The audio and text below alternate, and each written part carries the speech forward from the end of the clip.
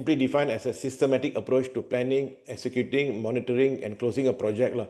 Usually, almost everything can be almost everything is a project, yeah, because almost everything, most of the things that we do in our life has a time limit, and what is that?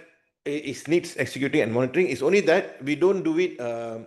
We don't do it systematically. So project management is a systematic approach, right? The moment that the difference between a project and not a project, technically the definition is you have a systematic approach, lah, right? So it ensures project completion within a specific, these are important things, timeline, scope, and budget. All right, timeline, scope, and budget. So if you are a facilities personnel, uh, any project that you do, any short-term project, renovation, changing of your centralized aircon, even your split units, you have to keep within a timeline, scope, and budget lah. So these three things basically is the spine of of a project lah, right? So key components, of course, applications of knowledge and skills, utilization of tools and techniques, and also project meetings and objectives. Yeah. So key elements of project management. One of the every project has a stakeholder. Yeah? In Malay, we call it pemegang taruh lah, right? We have a pemegang taruh. You have resource management, right? You have project scope. You have time management. You have cost management. You have quality management. You have risk management. So, as a person, as a facilities personnel that is handling a project, whether it's a small short-term project or long-term project, you have to be like a juggler, lah, right? You are a juggler. You have to juggle all the scope, the stakeholders, the risk, the quality, and all that. Yeah. So it can be quite demanding. Right? This is your challenge. So project management is important because it improves efficiency, enhances communication, reduces risk and delay, maximize one of your most important resource, which is budget, your money, and also increase your success rate, lah, right? Right. So you can see that and every project that you do as a facilities personnel, or you might not be in facilities, or you might be in office admin. So if you are just changing your if you are doing involved in renovation, or if you are just changing the seating of your colleagues, right? You need all this. You need to communicate. You need to be efficient. You have to reduce risks and delays, maximize budget control, and also increase your success rate, right? So we are only going to talk about a fraction of project management in facilities management. This is actually a full 2 days training. We only have 1 hour. So as I said earlier, we try to cover as much as possible, right? As much as those important elements, we try to cover it today. All right. Common facilities and maintenance project which requires project management is basically, it's usually like your aircon, your aircon, your ventilation system, right? Lighting retrofits, plumbing, fire protection system, your space reconfiguration, right? And also implementing new building management system, lah, right? So these are usually the common projects that is done in the within the FM environment. And roles engineering, okay, importance of project management in engineering, it it is, it ensures adherence to technical standards, maintains compliance with safety regulations, and meets performance expectations, right? So common engineering projects, you have construction, definitely. Construction is where it's a popular environment where project management tools are used. Installing electrical, mechanical systems, upgrading industrial automation systems, developing renewable energy projects, as well as electrical networks, testing and commissioning of electrical networks, right? All right, so let's move on to the next slide here. So various framework. Okay, there are more than a few frameworks, yeah, and we'll discuss about some popular ones lah. So this is the most common one, waterfall methodology. Yeah. So a linear sequential approach means just like a waterfall, one after the other, right? One after the other. This is best for engineering, construction. Usually construction use a waterfall methodology. Facilities management, right? In terms of talking about installing an aircon, installing a new centralized system, so there is a proper, there is usually a waterfall. You need to what is that? Uninstall the old system and then install a new one and all that. And before that, of course, you need to purchase, and all that. So it usually is in a waterfall system, right? So phases is usually requiring requirement gathering. You require the gathering. You gather the requirement, what is needed. Then, of course, the design, implementation, testing, deployment, and finally maintenance, right? So these are usually in what is that waterfall methodology, right? So we move on to another popular method is agile. It's agile. This is popular in software development environment, right? Adaptive project execution, and agile has a mindset. Yeah, has a mindset. So individuals interaction over process and tools, meaning that agile mindset is it gives importance or emphasizes importance human interaction, right? So it is interaction over process and tools, working software over comprehensive software. So release out the working software first before the full comprehensive software, and customer collaboration over contract negotiation, yeah, meaning that it emphasizes customer collaboration and responding to change over following a plan. So it's very agile. So that's the name, right? Uh, agile methodology. So the benefits are customer-centric approach, flexibility and adaptability, as the name suggests, and also it delivers value earlier. So if usually if you're in the software development environment, this is a very popular method that is employed for project execution, right? Then it's a subset of agile is Scrum, yeah. Scrum, if this is another popular agile framework. So you have, these are the terms that you have in Scrum. Scrum Master, facilitating the process and removes blockers. Then you have a product owner and you have the development team. You have key component now is product backlog. Then of course you have advantages. The advantage is transparent and then a faster delivery of usable products, and also it encourages continuous improvement. You can't use this. It can be very challenging for large teams, yeah. And usually, Scrum is usually for teams that already have certain experience behind them. So it's best for IT and software, and it's very good for projects with fast changing requirements. All right. So let us move on. Any questions? So if there's no questions, we move on to the next slide. Kanban, probably most of you have heard of Kanban. So this is more of visual workflow management method, limits work in progress and optimizes task flow. So in Kanban, you have the famous Kanban board, which have the 3-column Kanban board, to do, in progress, and done. And work is pool based on team capacity, and it focuses on continuous delivery without fixed sprints. Sprint here is actually it's a term used in Scrum. Okay, advantage is highly flexible, and it's easy to visualize workflow, right? It's easy to visualize workflow. It's not strict. It's not good for strict deadlines, and also requires self-discipline teams to follow. Right, it's best for customer support teams as well as operations and maintenance.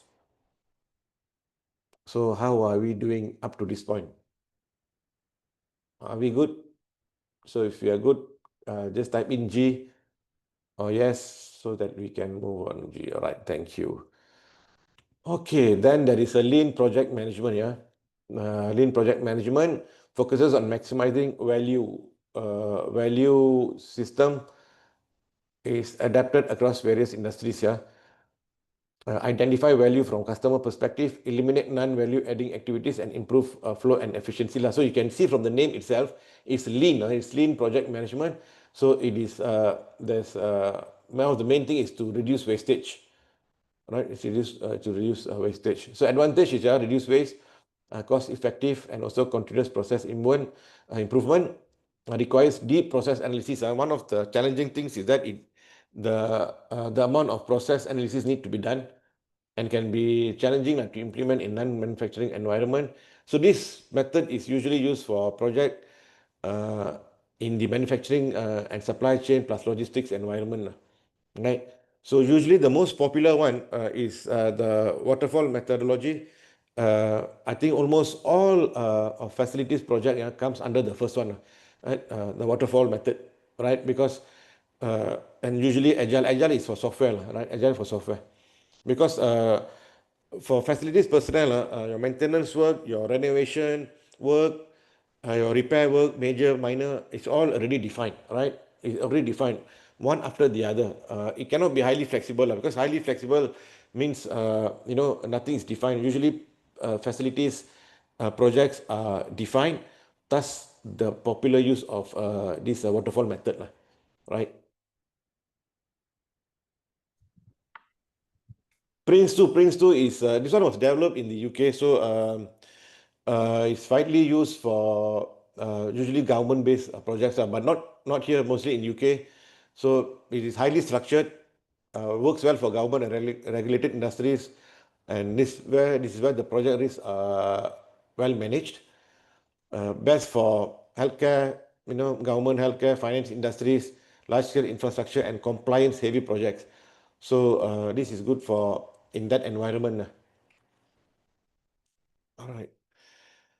So we move on to project life cycle. Yeah, project life cycle. Project life cycle. This is a structured series of phases from initiation to closure. There's five project life cycle, right?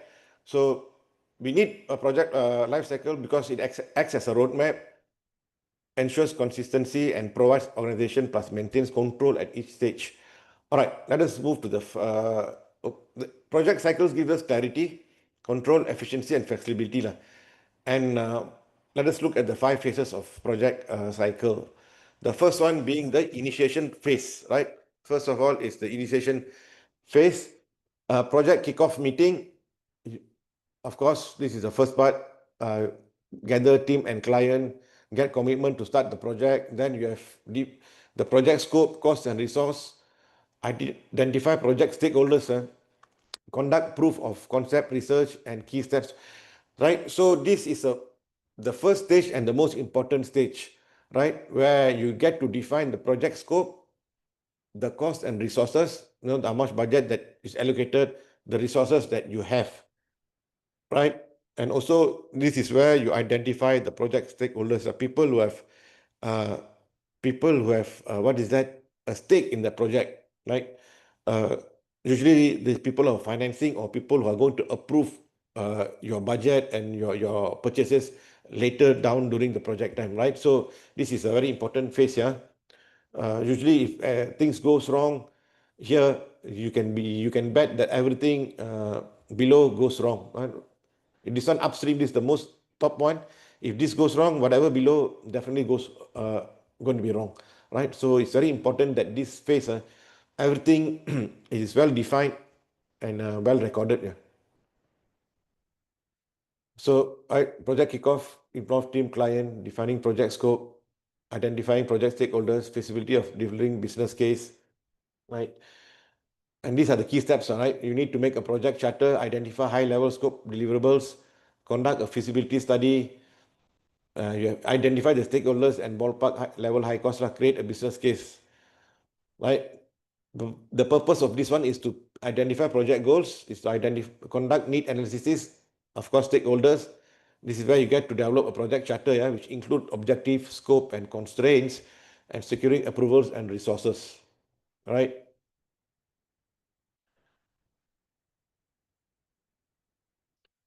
Uh, so these are the examples, right? Project charter template and all that.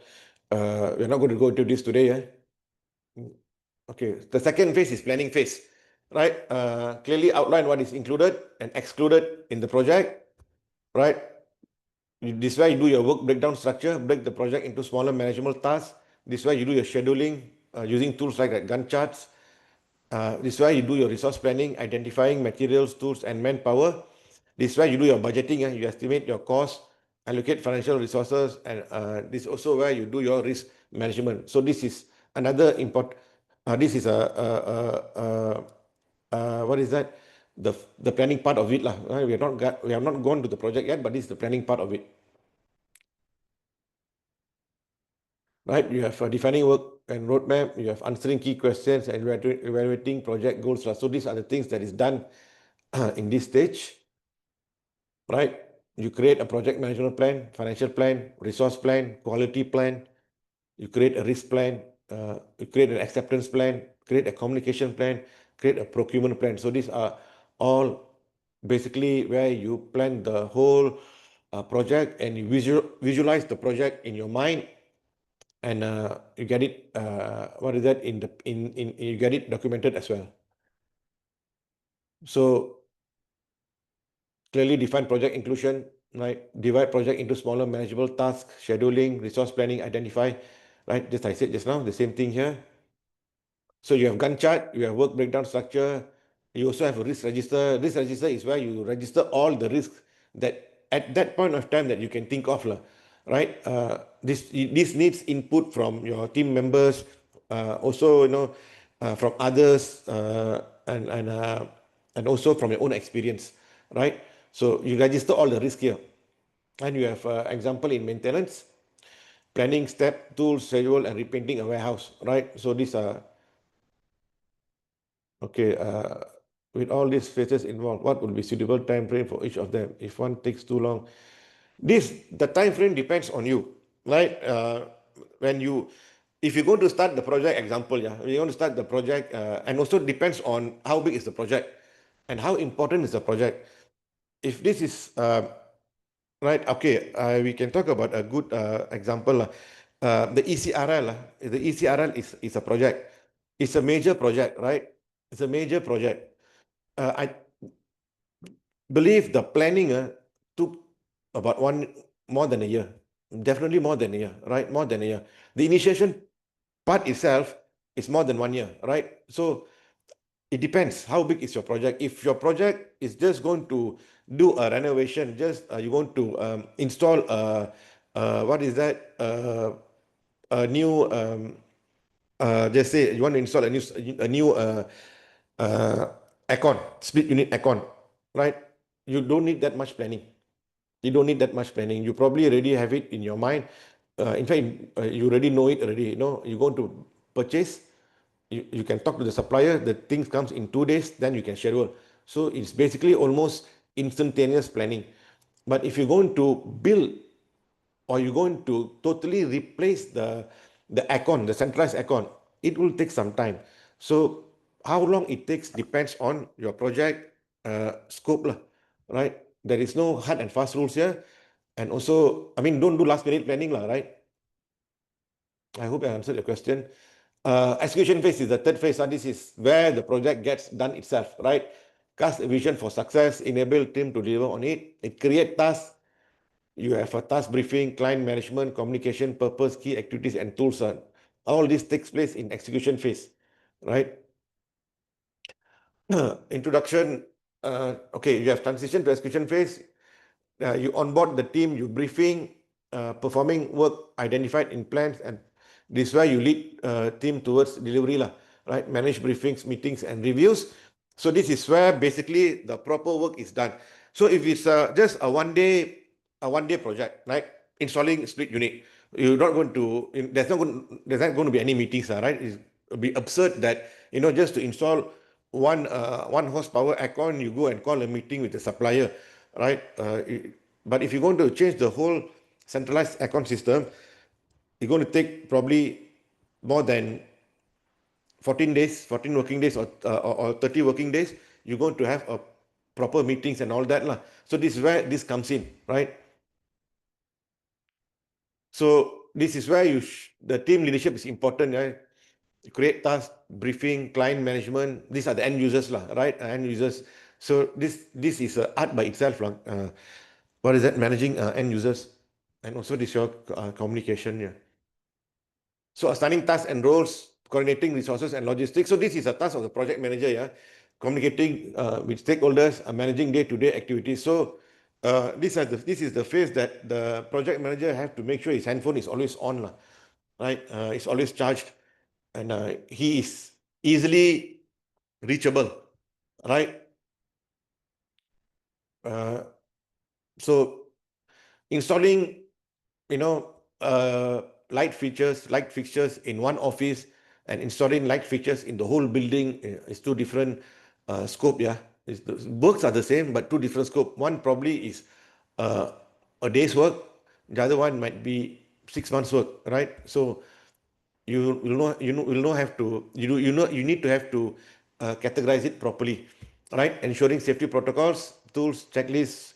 You can use software like Trello and MS Project, but for smaller project, a spreadsheet is good enough, lah. Either Google Sheets or MS Excel is good enough.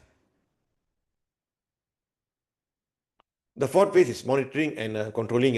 It's where you control the cost, time management, quality management, uh, your risk management, acceptance management, and change management, lah. Right? You report, you are guided by project status, you ensure project alignment, you capture data and you track the data and you compare the data, and this is where you solve problems. The key steps for project management is time review, review timesheets and expenses. Quality management comes into play at this fourth phase of the project cycle. This is also where risk management, you monitor, control, and mitigate issues, acceptance of management, yeah, and also change management. So key activities, these are your four key activities: monitoring, managing deviations, ensuring quality standards, and managing risk. You have a performance dashboard, you have status reports, issue logs, uh, monitoring of progress, and addressing unexpected delays, lah, right? And this is the closing phase, yeah. Closing phase.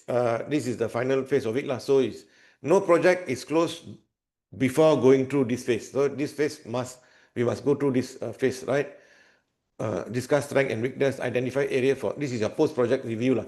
Then project performance analysis, team analysis, yeah, review analysis. So let us look.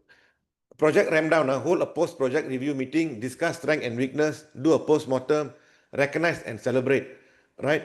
Recognize and a project must be closed, yeah. A project must be closed, meaning every work in that scope is done. Every work in that scope is done. Then it is closed.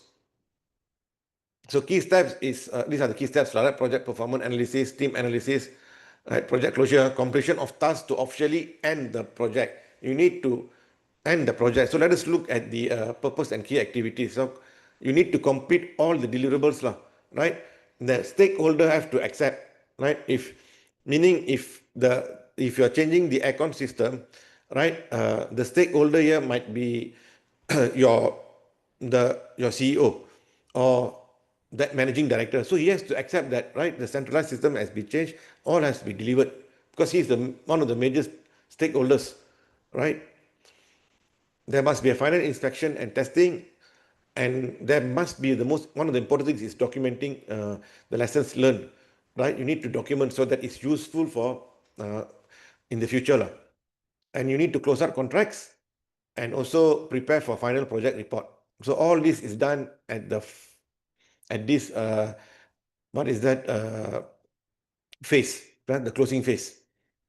So you can use final project templates. You can post project review. Example in maintenance, completing and handing over a newly installed fire suppression system, or your migrating or transiting to a new building operation, lah. So these are the things usually in maintenance.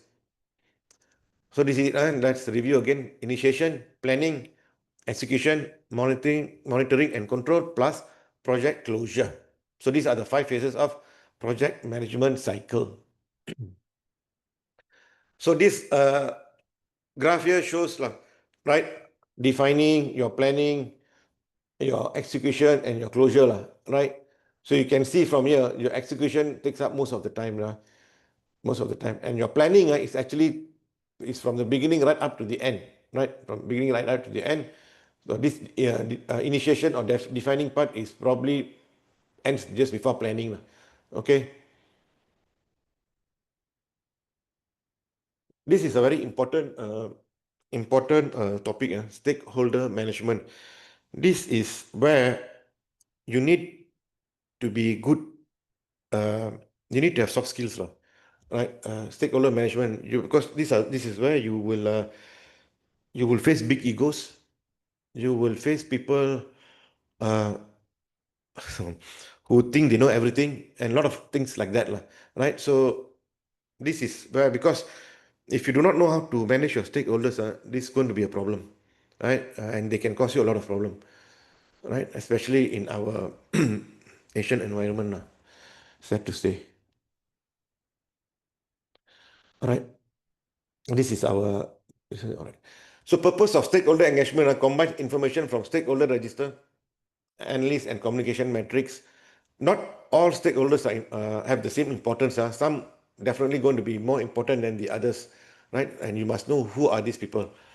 Benefits of early development, proactive stakeholder influence. Yeah, you need to align key stakeholders with proper goals, turn stakeholders in advocate and process success, right?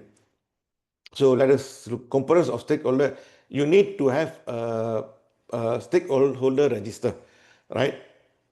Meaning that the name of the stakeholders, their importance to the project, the role they play in the project, and also what are the information they need. There are some stakeholders that you need to communicate with them every day, right? This is probably your direct boss, right?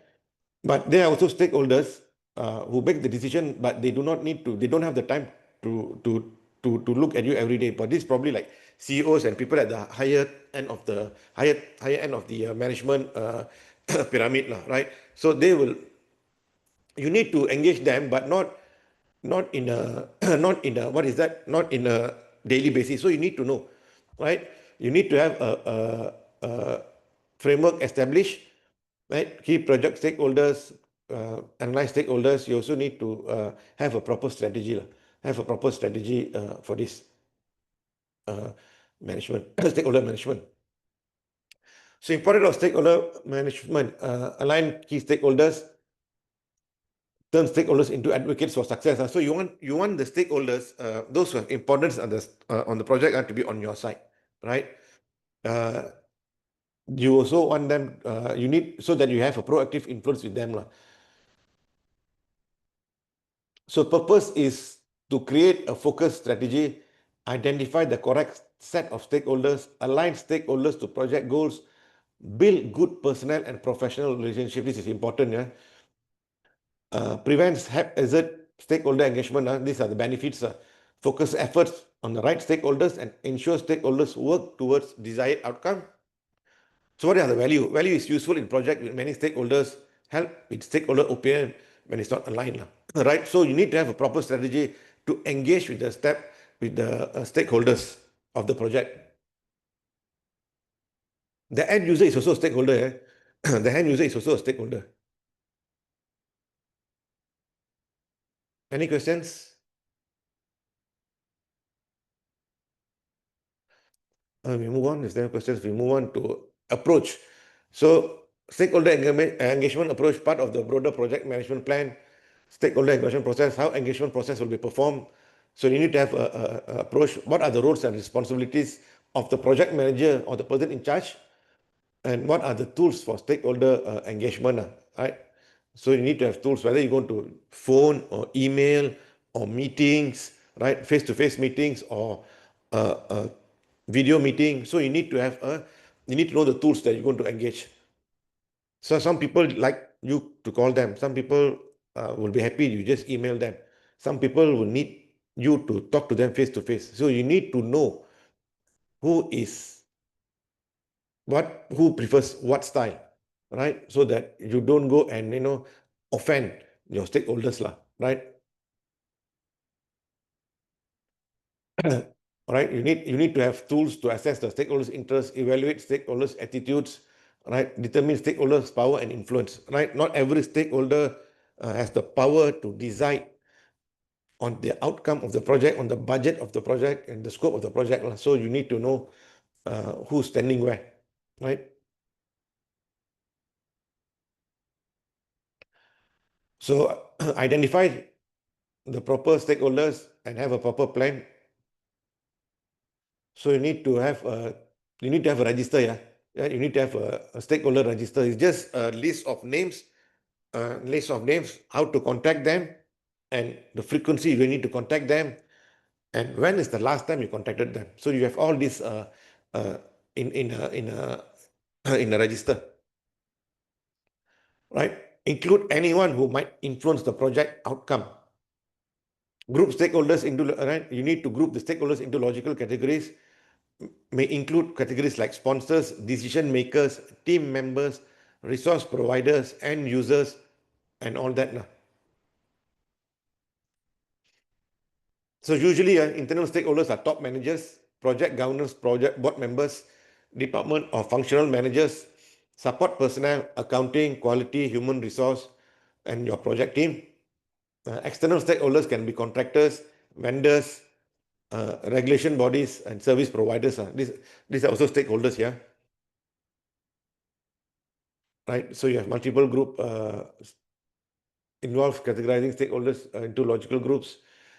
Seniors, okay, the same thing here. Right? Regular meetings and updates. You can also engage your stakeholders with a survey and feedback form. Yeah, you can also engage this, because you keep in mind that your end user, right? Your end user representative is also a stakeholder, right? So you might want to send surveys and feedback to them to see where they stand, right? And you have to have a proper communication strategy, lah, right? Right. You also need to know your primary stakeholders, as we said just now, and your primary and secondary. Your primary and secondary stakeholders. You need to know to categorize these two group of people.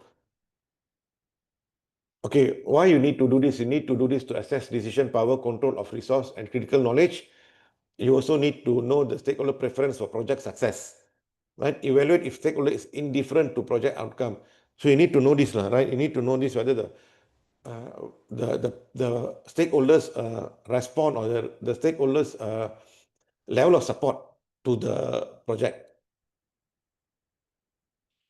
right? So primary stakeholders influence on project outcome affected by project. So this is engaging the primary stakeholders. Yeah. So uh, among all the other categories of stakeholder, your primary stakeholders are the most important category, lah, right? So you need to focus on this group of people, because you have limited time to engage with all stakeholders, right? You need to build a relationship with these stakeholders, identify them, understand the level and type of influence, determine their feelings about the project. You need to also have a proper communication with them. Whether how you're going to communicate, the frequency, the best is to ask them, right? And also to get, and also this is to get to solicit and maintain support, because these are the primary stakeholders. If they withdraw their support for the project and they are very indifferent, the project might turn or might not get completed. Yeah, so you need to be aware of this, right? The same thing here. Okay, so traditional classification of primary stakeholders, high power and strong support for the project, right? So usually the classic way of identifying primary stakeholder is these people are high power and have strong support for project, lah. So sometimes, right, this is not 100% true. So some people might not be high power, right? Like the end user might not be high power, but they have a lot of interest in the project, right? And so you have to be careful. Importance of including all power stakeholders. So potentially dangerous stakeholders needs consideration. So you need to know the red herrings, right? This person might not have the highest power, but he or she uh, might be subtle in their in their use of power. So you need to be careful of all this, right?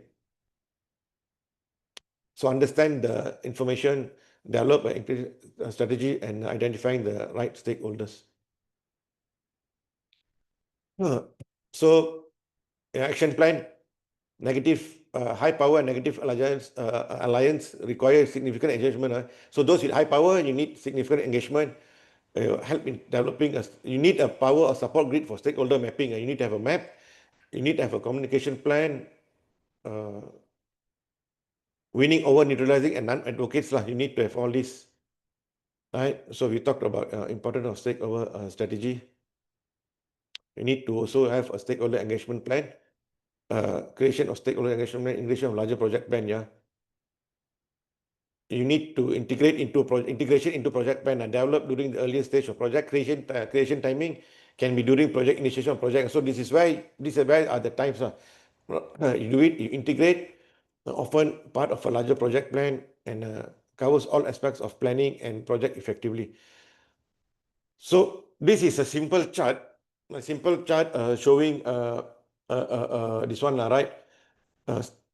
Situation is broken into stakeholder engagement plan, stakeholder register, stakeholder analysis, and communication metrics, right? So you identify the project stakeholders, you determine the stakeholder interest in the project, you determine how stakeholders will be impacted by the project, you identify primary stakeholders, you assess stakeholder characters, you establish project stakeholder management method, and you use to deliver stakeholder engagement strategy.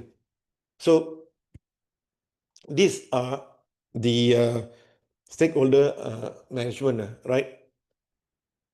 So any questions up to this point of time?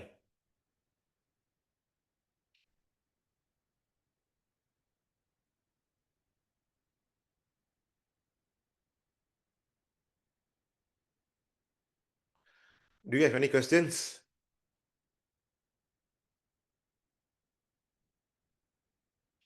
Right. Especially that these five project management. Yes, Joseph, very sorry, Joseph. We have only 1 hour, so this is a very large topic. So I'm trying to cover as much ground as I can. So that's why I'm going a bit fast today. But we have time for question and answers, lah. Right?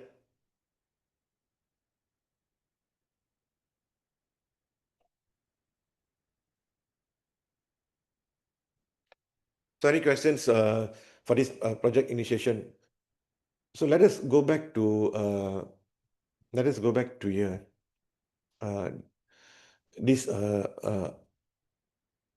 this sorry, to this graph here. But let us go back to this graph here, right? So uh, this time frame, uh, this is actually a team effort, right? You need to know how long you're going to spend in each of these phase, right? So you can see the planning. Planning takes from the beginning, right up to the closure, right? Right up to the closure, right? It cannot go until the end of closure, because by the beginning of closure, you already start planning already. And why this planning part takes from the initiation right up to end? Because very seldom the project doesn't change, right? It always changes. It always changes. Sometimes as you go along,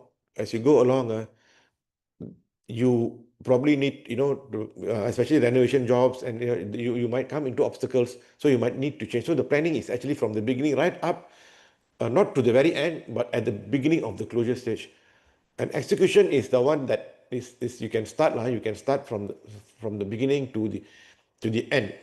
Why this is so is because the moment the project is approved, you can already start planning. You already can start probably getting some resources already, right? You already can probably get some resources into play already, right? You can gather your team members, and of course, the execution is right up to the end, right? Every task need to be done, right? So you look at the defining stage, goals, specifications, tasks, and responsibilities. And at the planning, you plan your schedules, your budget, your resource, your risk, and also your staffing. Executing is where the actual physical work gets done, right? When you have really engaged the contractors, you really engage your team to do the work. So status reports comes in, uh, changes, quality monitoring also comes in here, right? Also your forecast and closure. It's where you train your customer, you transfer documents, you release resources, you do evaluation, and most importantly, you do a post-mortem, what you have learned, what can be carried on, what are the best practices, you get this recorded down, right? So if it's one thing you can take away from today is the importance of documentation, right? Because the more you record, the more you keep documents of your projects, all your past projects, all your projects, it'll be much easier for the next uh, group of people to learn from the previous uh, experience, right? So this is why uh, what is that? Doing a postmortem is important per project, right? Sometimes a good example will be a cable installing project, right? A cable installing project. So you know that sometimes you have drawn a plan that you need to pull the cable from point A to point B using a certain route. But when the project is getting done, when it's doing done, when you use the excavator, then you found out that there are other services below the ground, so you can't cross. And where you see that your planning is now need to be modified a bit. So your time frame and your route need to be modified. So this is it takes up resources, right? So this is why uh, the planning and the doing part is always long lah. Okay, so I have a question here. Sir, based on your experience, what is the acceptable delay tolerance in project timeline? Wow, this is again depends on your stakeholders lah. I might right. The acceptance of delay tolerance in project timeline. Okay, just say the project is 2 years project lah. Okay, 2 years is actually a construction project. Let's talk about facilities project lah, right? You talk about facilities project. If you are changing the centralized aircon, right? If just say it is okay, I did this project before. It was a 3 months project, right? It was a 3 months project. 3 months project. Uh, we could not afford more than 2 weeks of delay, right? That is because the way we operated, that project need to be completed within a specified time. So what we gave to the contractors, we gave the contractors a month earlier. If we wanted the project to finish in July, we told that contractor, you need to finish in June. But we know that we only need in July. So what we allowed was 2 weeks, meaning that we allow 2 weeks so that we have another 2 weeks uh, in as a buffer, right? So depends. If you're how usually you do not you do not have the time frame until the very end. So if you have the time, if you not you need to project to finish within a certain time, you minus depending on how the thing is, you minus about 2 weeks or 3 weeks lah, right? I am I like to be on the safe side lah. I like to be on the safe side. There's no last minute because contractors being contractors, right? You need them, but contractors are contractors, lah, right? They have all kind of excuses. They have all kind of things. Sometimes they also cannot control their workers. So it's always good to have a buffer of 1 month, lah. I might, right? I have a 1 month for facilities. I'm talking about facilities. For construction, it's a very different time frame. Of course, everything is depends on the project scope, depends on the stakeholder. Yeah, sometimes the stakeholder say, "Hey, I don't want to give him 2 weeks of extra time. You tell him 5 days, right?" So you see, that's why the stakeholder comes in also. So let me all right. Uh, are there cases where Are there cases where you use more than one methodology? No, usually, usually it is if it's a waterfall, it's waterfall. But once we're in agile, usually we use a method of Scrum and other things lah. So very seldom we use more than one, more than one. Usually it's one, and mostly for facilities, it's usually waterfall method.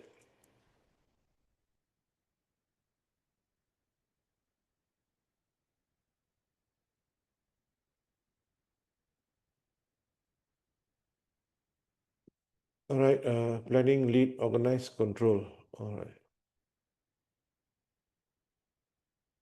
So any questions?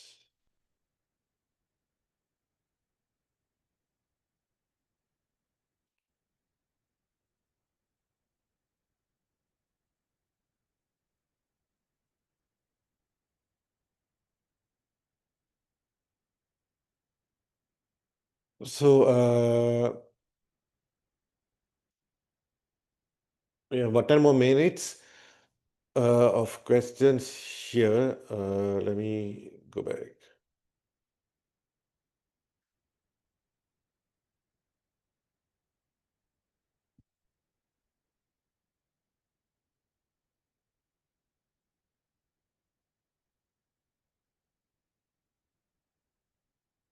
So you can scan the review. Don't worry, we still have time. We have 10 minutes. So meanwhile, you can scan this to review. Okay. Okay. Authority person also part of stakeholder. Yes. If you're yes, authority, yes. If especially if you are doing a new construction, if you are applying for to increase your electrical intake, so whenever you have to engage and with the authority, they are also a stakeholder. They also a stakeholder, but they depends on the scope of your project. Like if you're doing your major construction project, yeah, of course, your local government, your local majlis, your TNBs, your Bomba, they are all major stakeholders and they are powerful stakeholders, right? But if you're just doing a simple or just doing changing your air condition or you're just changing the light, then local authorities are not there lah. So if you're engaging with the local authority, automatically they become your stakeholder, and depending on the scope of your project, and that will also determine the power of the authority lah, in this as a stakeholder. I hope you answered your question, Azizul.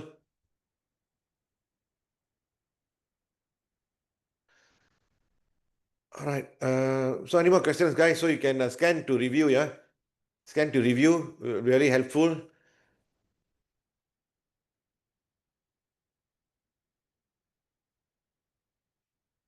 We have about around 5 more minutes, plus a little bit more lah. Any questions, guys?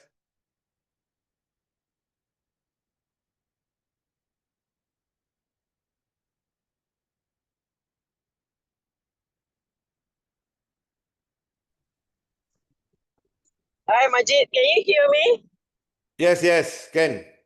Okay. I would like to introduce Nur Ramzan. He's in the group. He's actually one of my client was Sri Lankawi. Oh, Nazman did the canopy at the cable car. Do you use PLOC? How do? Oh, okay, all right. The question is here, is Yeah, it? thank you, sir. Thank you, Pak Mimi. All right. Do Would you you like to use? share your experience? It's good. So for the development, that is a very, I mean, uh, you need to focus for this year.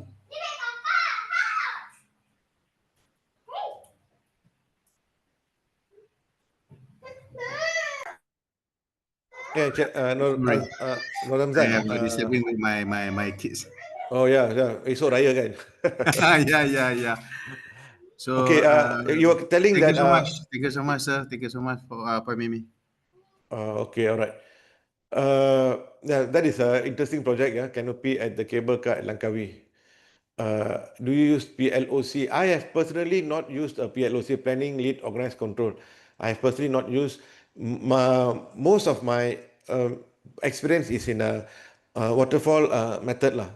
I have used Agile and Scrum for smaller projects, and where the scope is keep on changing, and this is actually when I was asked to to help out on the networking cable for our IT people. So we employed Scrum, but I would still say that majority of project in facilities here is under the waterfall method. Yeah, all right. Okay, thank you. Okay, Shafiq, how to handle stakeholder that changes the project design last minute? Very interesting question, yeah. How to handle stakeholder that changes the project design last. Okay, Shafiq, this is like this. When we are doing a project, we have project scope, we have project budget, and you have project quality, right? It's a triangle, right? It's the trinity, lah, right? Quality, cost, the budget, right, and the scope.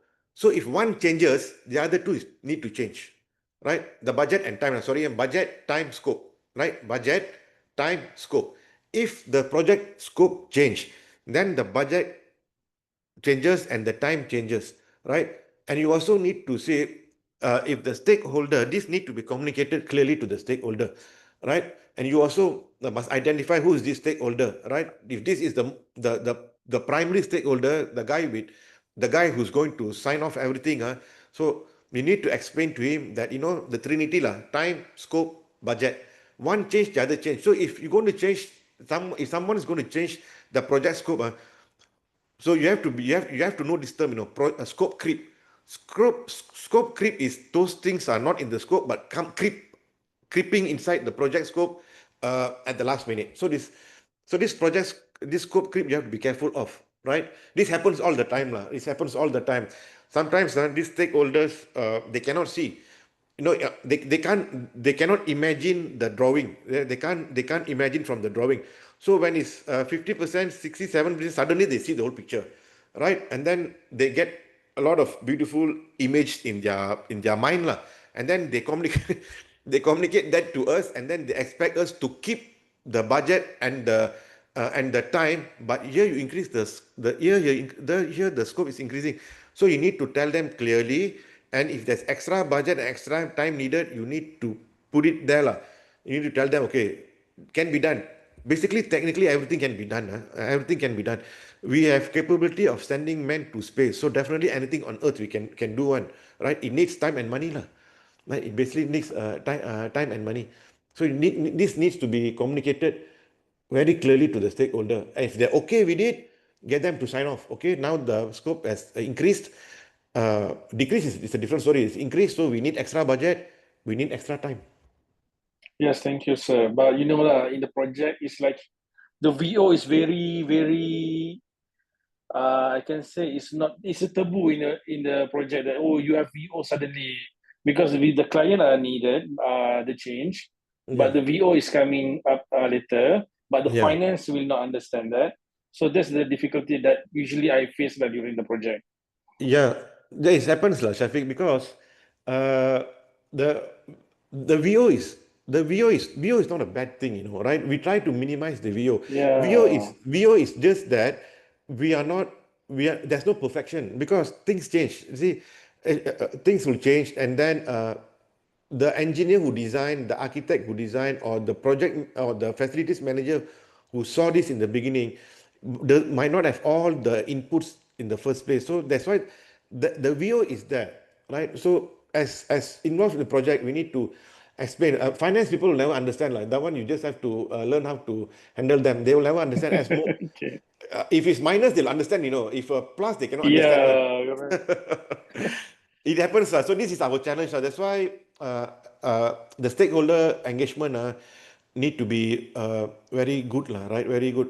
Some of us, mostly engineers, we are very good with our hands, with our tools, with our machineries. We are not good with handling people, but we have no choice. You need to learn how to handle all these people and probably put our ego aside and handle them. Right. Thank you. All right. So waterfall method, yes. One of PLC. Okay.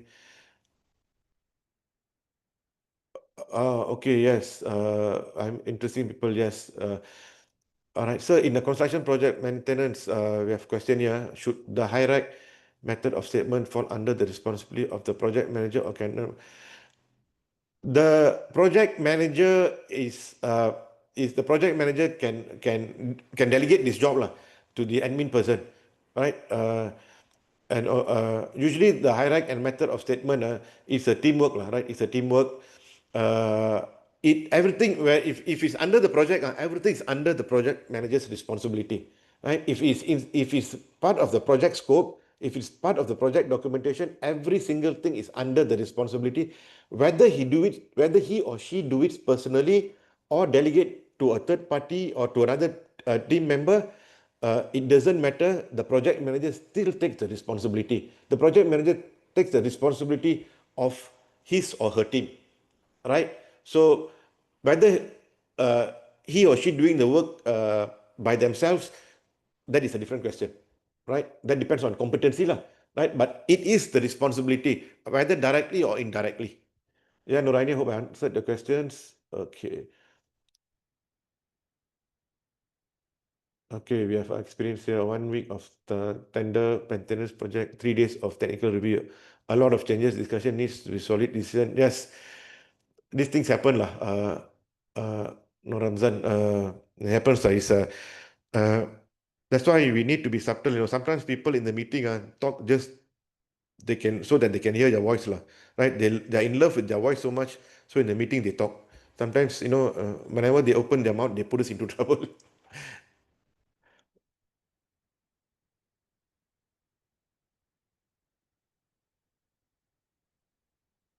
Yeah, pay attention. Take photo. Mimi, you can take photo. Um, so take photo. Let me stop sharing. Let me stop sharing. I hope everybody have done the review. Yeah. So let's stop the share.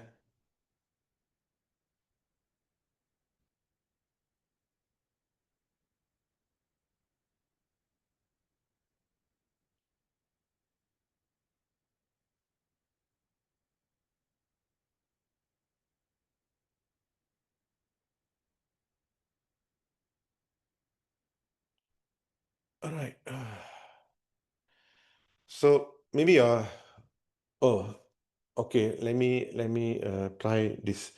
I'm using this one that doesn't have print screen. No, my keyboard. Okay, okay. Let me try this.